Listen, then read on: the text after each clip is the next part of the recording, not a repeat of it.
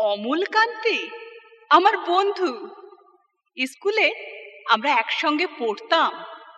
রোজ দেরি করে ক্লাসে আসতো, পড়া পারতো না।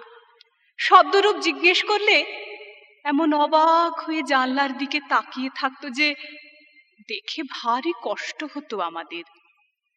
আমরা কেউ মাস্টার হতে চেয়েছিলাম, কেউ ডাক্তার, কেউ উকিল। অমলকান্তি সে সব কিছু হতে চায়নি। সে রোদ্দুর হতে চেয়েছিল।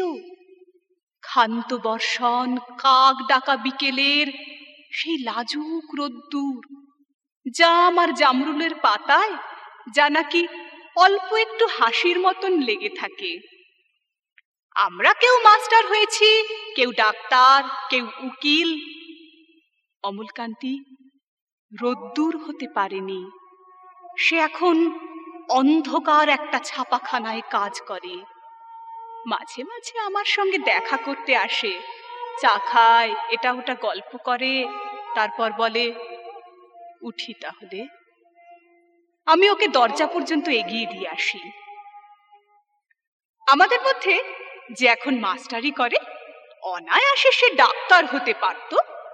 যে ডাক্তার হতে চেয়েছিল, উকিল হলে তার এমন কিছু ক্ষতি হতো না।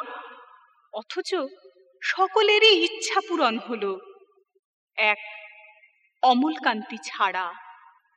অমলকান্তি রোদ্দুর হতে পারেনি। সেই অমলকান্তি রোদ্দুরের কথা ভাবতে ভাবতে ভাবতে ভাবতে যে একদিন রোদ্দুর হয়ে যেতে চেয়েছিল।